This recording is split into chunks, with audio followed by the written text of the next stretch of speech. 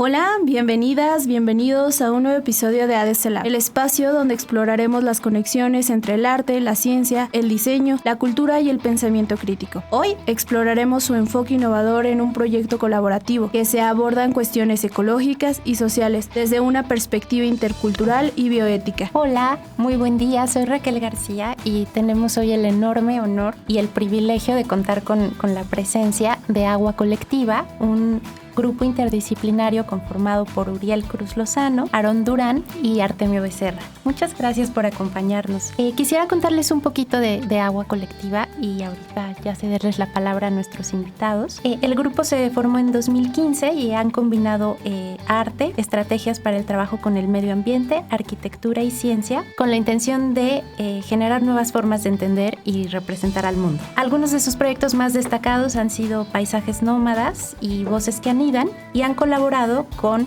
la Facultad de Artes y Diseño de la UNAM, el Museo de Arte Moderno de México y el Centro Cultural Ambiental Chapultepec. Nos emociona mucho tenerles hoy aquí y profundizar sobre las experiencias que han logrado a través de sus proyectos. Bienvenidos, muchas gracias. Muchas gracias, qué gusto estar aquí con ustedes. Y bueno, para comenzar nos gustaría saber cómo surgió Agua Colectiva. Esta pregunta nos gusta responderla con una analogía que es, así como encontramos en el paisaje ecosistemas, en las ciudades, microecosistemas y demás, consideramos que Agua Colectiva nació en esa naturaleza, es decir, cada una de las personas que conformamos la colectiva nos sentimos como parte de un ecosistema y fue natural el poder confluir en algún punto donde encontramos que la práctica se complementaba de algún modo. Eso fue ya hace un tiempo y empezamos a desarrollar proyectos que tenían que ver con el medio ambiente. Entonces ese fue como uno de los primeros ganchos o digamos como el primer paso para poder desarrollarlo. Ok, podríamos decir que una de las visiones principales es por cuestiones del medio ambiente. Sí, por supuesto. La principal razón de Agua Colectiva sí es esa relación que tenemos con no solo el paisaje, ese paisaje antropocentrado, sino con todo eso que nos rodea como tal, ya sea en entornos urbanos, rurales, suburbanos, ese tercer paisaje, es decir, en todos esos otros espacios que nos rodean, que sí están en las ciudades, pero nos interesa siempre expandirlo a los límites o en la naturaleza. Okay. ¿Cómo consideran que se define o ha evolucionado a lo largo de los años esta colectiva? Sí creemos que ha habido una evolución, así como justamente, sigo haciendo la analogía, espero no sonar como tan extremo con ella, pero así como un bosque o así como una selva va cambiando oleajes o va cambiando sus estaciones y demás, sí creemos que así ha sido Agua Colectiva. Es decir, al principio teníamos una visión de lo que queríamos hacer con las personas particularmente y nos dimos cuenta en el momento de el trabajar con los espacios naturales que se necesitaba una complejidad de por medio. Entonces, en este momento ya no es negociable el no hablar de ciertas complejidades o entrecruzamientos disciplinares y otras dimensiones. ¿Y cómo logran esto? ¿Cómo logran esa fusión? Bueno, justo complementando lo que dice mi compañero, al principio pensándolo más desde la escultura y la arquitectura, que era un poco como esos campos desde los cuales estudiamos, ¿no? La carrera. Justo cuando empezamos a ampliar lo que es el espacio de interacción, que no es solo antropocéntrico, es decir, solo el espacio habitado por humanos, sino el espacio que coexisten plantas, aves, microorganismos, tierra, se fue expandiendo justamente porque dentro de los talleres que hemos estado ejecutando, justamente las infancias y algunas personas nos hablaban de que su vida estaba conectada también con el árbol, también con el canto de las aves, y eso a su vez también nos hizo a considerar, ¿no? O sea, hay algo que se llama bioética y implica ampliar el rango de consideración moral a las entidades que no son solo seres humanos, sino también otras especies, ¿no? Y dentro de eso también pensar en cómo generar hábitats, por así llamarlo, no solo arquitectura como para seres humanos, sino espacios para las aves, por ejemplo, ¿no? O espacios para que pueda existir una planta. Algunas de ellas se dan su propio lugar, ¿no? Las hemos visto, las plantas ruderales, por ejemplo, crean espacios en banquetas o en rinconcitos donde uno transita, ¿no? Entonces, pensando en esa analogía también, cuando va uno caminando y pensando en voy a intervenir el paisaje con una escultura o con un motivo arquitectónico, de pronto te encuentras con estas plantas que también están intersectando nuestra idea de el paisaje humano, y ahí es donde se expande, ¿no? Creo que esa es un poco la noción, darnos cuenta que hay otros seres que están cohabitando con nosotros. Ok, para realizar este tipo de talleres, ¿ustedes se han trasladado a alguna comunidad en específica, en algún contexto? ¿Cuáles son los espacios de intervención? Por ejemplo, tenemos uno que, bueno, hay varios porque hemos estado principalmente en Oaxaca y en algunas zonas periféricas de la Ciudad de México. Tenemos uno que atesoramos bastante, bueno, todos los atesoramos, pero ese fue un poco el más impactante en una comunidad de identidad Ñusabi. Bueno, nosotros le llamaríamos gente de la Mixteca. Y bueno, ellos se autodenominan Ñusabi. Y con ellos, que están en una zona de la Mixteca Alta en Tlaxiaco, a los alrededores, hicimos una intervención a petición de unos agentes comunitarios de ellos que nos vieron actuar en la ciudad, ¿no? En una beca que tuvimos aquí en la Ciudad de México. Y tuvimos a una persona de esa comunidad y nos comentó que nos invitaba a replicar este laboratorio en ese espacio, pero ya sin wifi, sin mesas, ¿no? Ya implicándonos directo en la sierra. Y esa comunidad, pues, tiene sus problemáticas muy fuertes por despojo ambiental y extractivismo, pero lo que hicimos fue, de una manera muy resumida, porque hay muchas cosas que podríamos hablar, reconectar con la memoria de las plantas. Digamos, aquí se le llamaría la parte etnobotánica, que es la asociación entre el conocimiento de la gente, del pueblo, con la botánica, que las plantas o plantas útiles, y de esa relación que casi que todos los pueblos originarios tienen con sus plantas, sobre todo lo hemos visto en la medicina, en la herbolaria.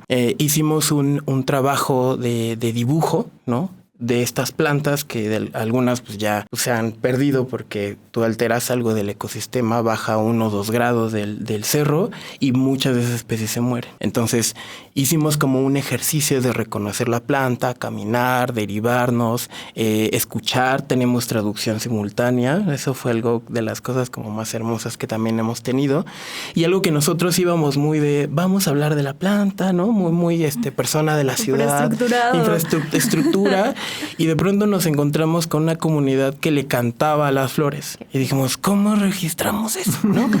Porque hay un canto que llama, ya no es solo la ficha que nosotros decimos, y la planta, cempasúchil, es tal, sino es, bueno, esa planta tiene un canto. Y con ese canto lo hacemos cuando caminamos al cerro y vamos los abuelitos y los niños y las infancias hacia allá. Entonces, ese es uno de los acercamientos con una comunidad que fue muy lindo. Se fue a finales de 2023, ¿no? Y pues bueno, ahí va un poco como de lo que hemos estado trabajando. Sí, o sea, es toda una cuestión de historia y de cultura y de contextos. Está maravilloso este proyecto.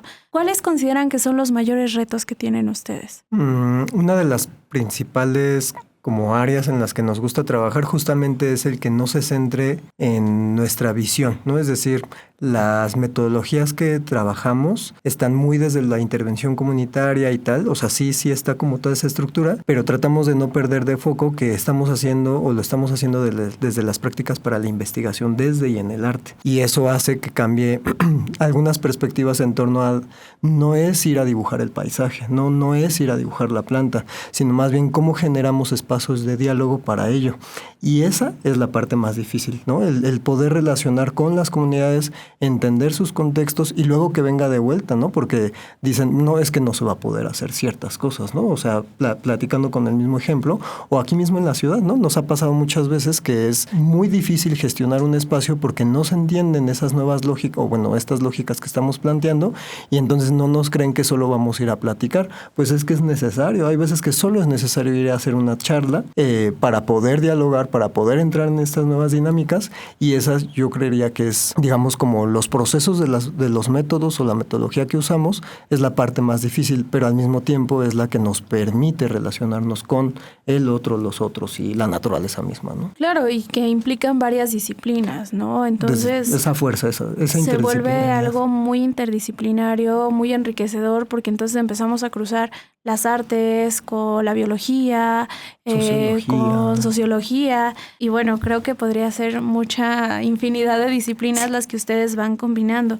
Pero también, ¿qué beneficios ven al cruzar todas estas disciplinas en cuanto a producción artística? Por ejemplo, creo que algo muy importante que atañe a las artes, desde luego, pero atañe sobre todo a la vida humana y cómo nos relacionamos, es la capacidad de conectar cosas que ya están habitando con nosotros, pero que no las hacemos conscientes. Por ejemplo, hablaba mi compañero Aaron de estas prácticas situadas o de sitio específico, que es un poco lo que hemos estado hablando, donde no venimos con una metodología y esa metodología es rígida, o sea, de ¿por qué no está el actor social y el abuelito del campo y aquí tenemos, ¿no?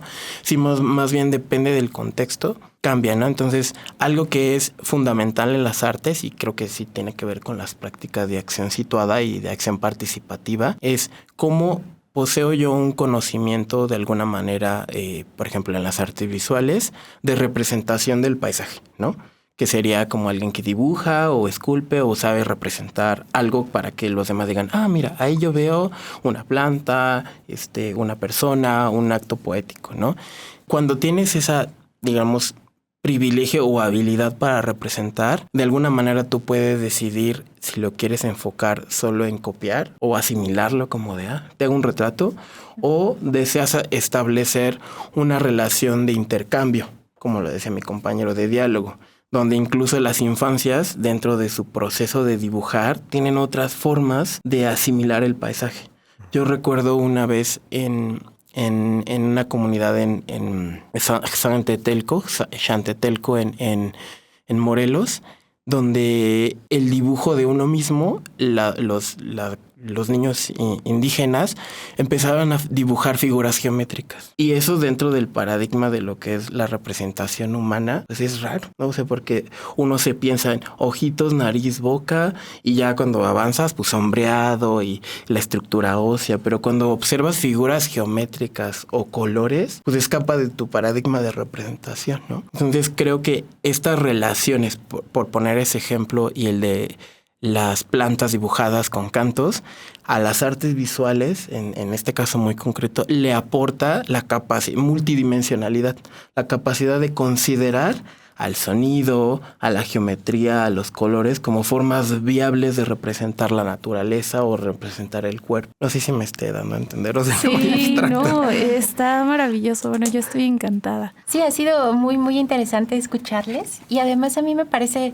impresionante de sus procesos, lo implicados que están en las comunidades, ¿no? No son proyectos que lleguen como una imposición, sino también surgen a partir, como lo decían, del diálogo y de la escucha, ¿no?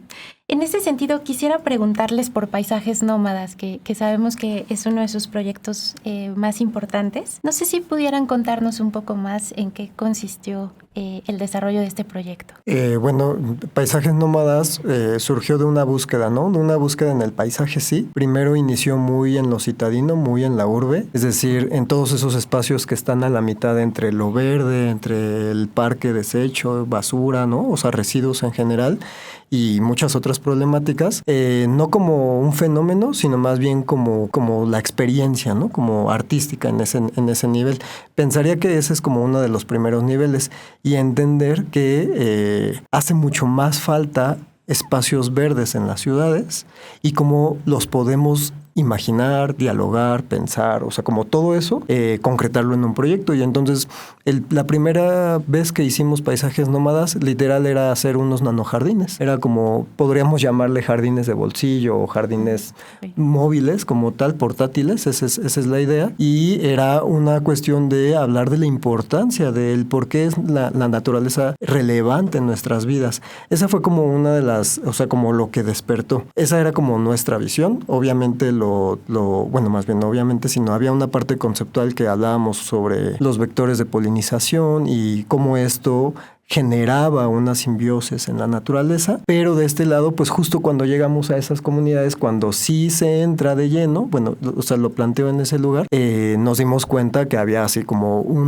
más que una posibilidad, una necesidad, una búsqueda que no era nuestra, ¿no? Que era más bien nosotros la escuchamos y nos dimos cuenta que en las comunidades, en las calles y en muchos otros lugares ya había esa necesidad. Era muy sencillo porque las personas que llegaban decían, bueno, es que yo tengo mi plantita en tal, y entonces hicimos una dinámica en un saber del cómo cuidar nuestras plantas de casa, ¿no? Básicamente. Podríamos decir que ese fue como el inicio. Y ya de ahí nos dimos cuenta que había una posibilidad, por supuesto, estética, por supuesto, de la investigación desde el arte y para las artes, ¿no? Esa fue como el siguiente nivel y fue a donde tratamos, o es donde estamos tratando de posicionarlo, el cómo podemos trabajar desde ese impacto, esa necesidad y traducirlo a otras disciplinas y además mediado por las artes, porque también creemos que mucho del trabajo que hacemos es desde la mediación artística, ¿no? No solo es el enseñarles una técnica.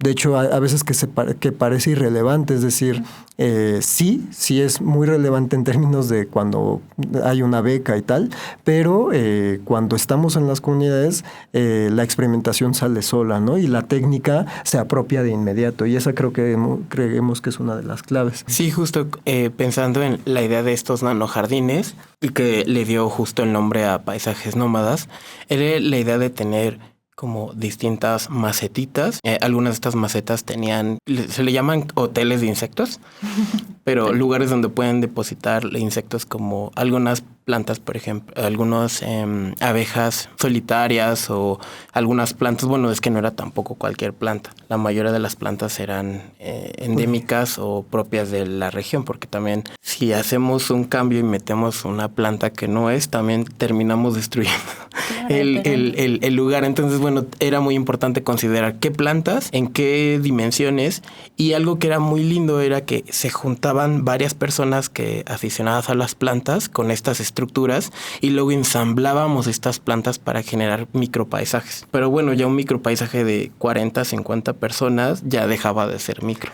Entonces ya teníamos como jardines andantes donde instalábamos en la calle como muchas macetas y luego de pronto nos los llevábamos y luego íbamos a otro espacio. Entonces la relación de lo nómada también viene con eso, ¿no? De muchas veces pensamos que el paisaje solo está ahí fijo y nosotros somos los nómadas que vamos habitando otros lugares. Pero ¿qué pasa cuando el paisaje mismo se mueve de lugar junto con nosotros? Y de hecho eso es algo que hacemos constantemente con la relación de las azoteas verdes o los balcones. La gente reimagina el paisaje no solo en su posibilidad terrestre, sino también en su posibilidad flotante.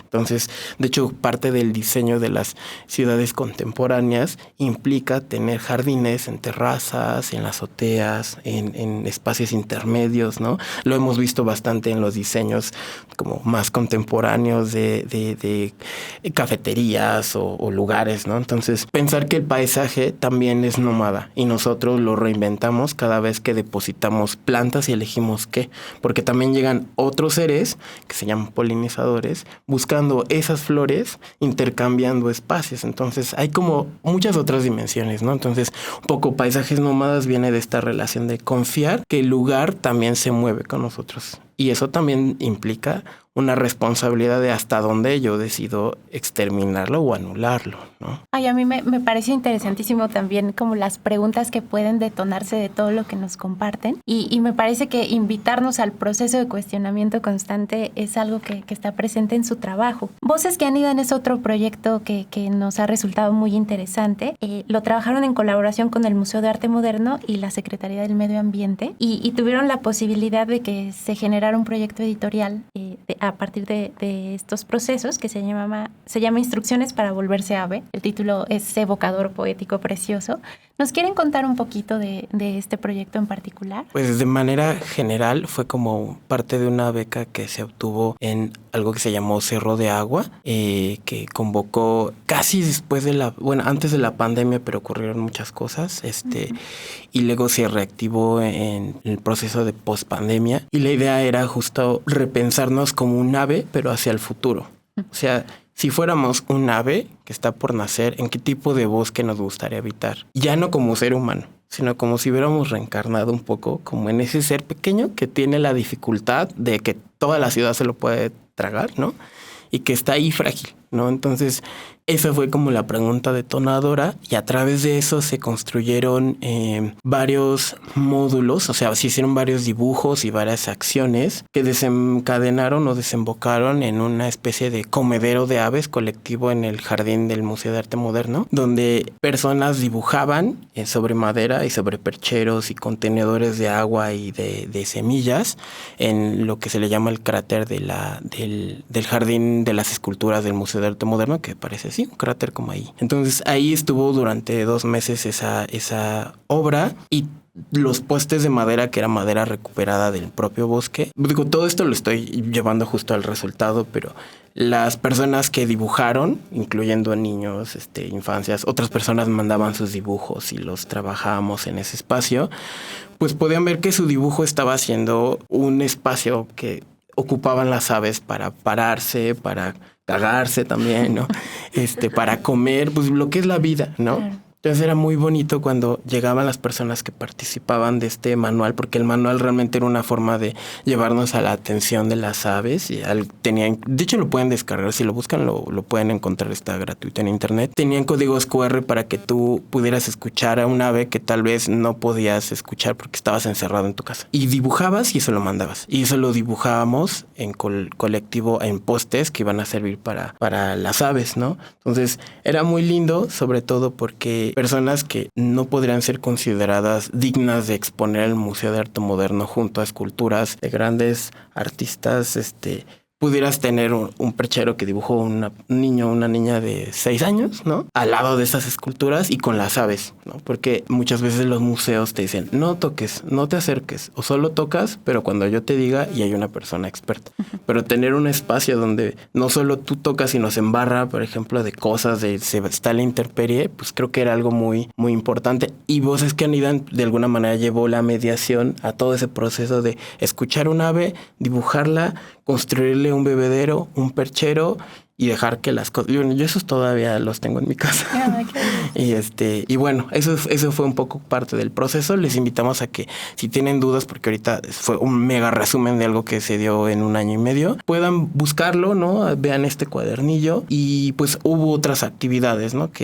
Yo solo quería puntualizar de ese proyecto que tiene mucho que ver con o sea, ahí se nota perfectamente la hibridación disciplinar, podría decir, ya no solo como el hecho de, es que están diseñando, pues sí, también se estaban diseñando hábitats, ¿no?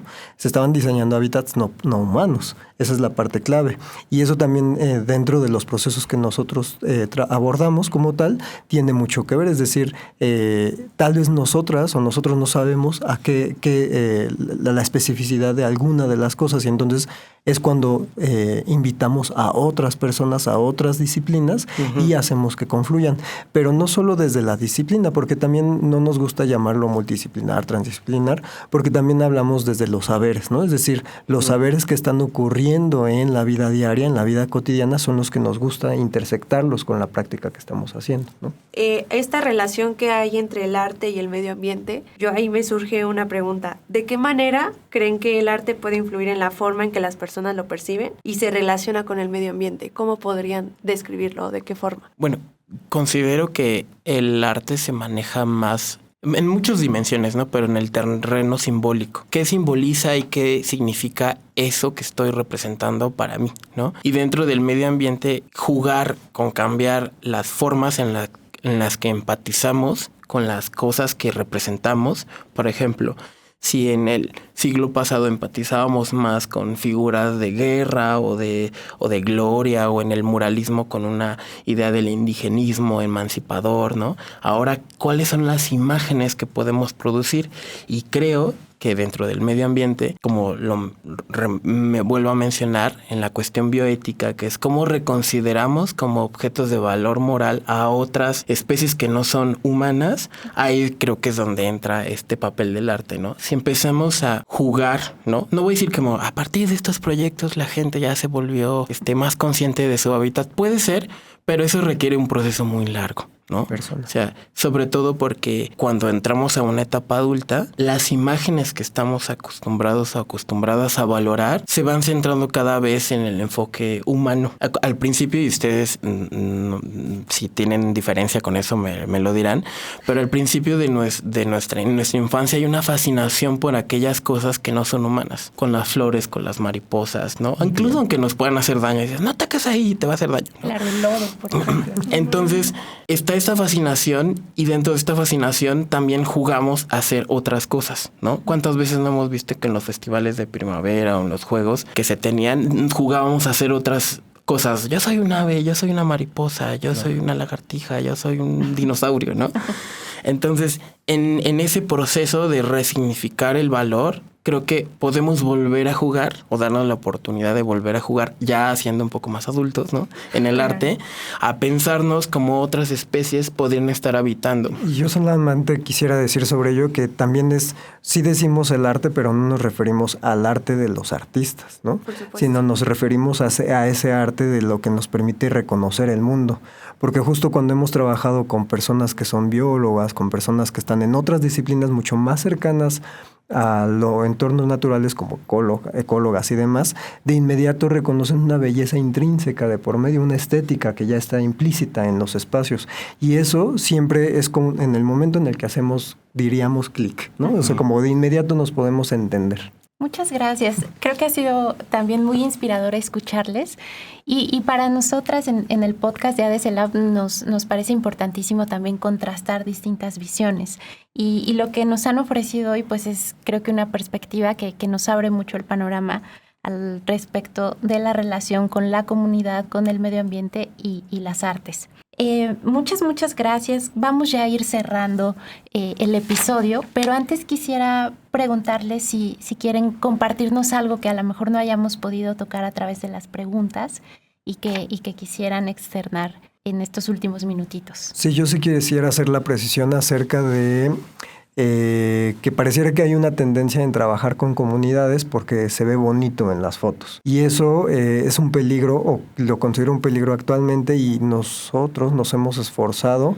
Tratamos de hacer una metodología actualmente en la que el conocimiento o el desarrollo de los proyectos no sea extractivista, ¿no? Y no sea colonizador de nuevo y revictimizante y tal. Obviamente es un proceso súper difícil y muy complejo, pero sí cabe señalar lo que sí conocemos muchísimos proyectos que solo hablar de medio ambiente y entonces te robas el maguey milenario y extraes el color y entonces sí, nada más quería hacer la precisión que sí nos gusta trabajar desde esos otros lugares que nos permiten generar esas escuchas profundas o esos diálogos como tal. Estas otras ciencias, ¿no? que han dedicado por muchísimos siglos a construir un conocimiento que también es muy valioso, ¿no? Saberlas ubicar en qué lugar puede ser como el más adecuado, y en qué lugar aparecen, en qué lugar las adaptamos. Porque también creo que es importante considerar este conocimiento y más bien hacer una combinación de conocimiento científico, comunal y artístico. Sí, y bueno, a mí me gustaría como una pregunta de cierre.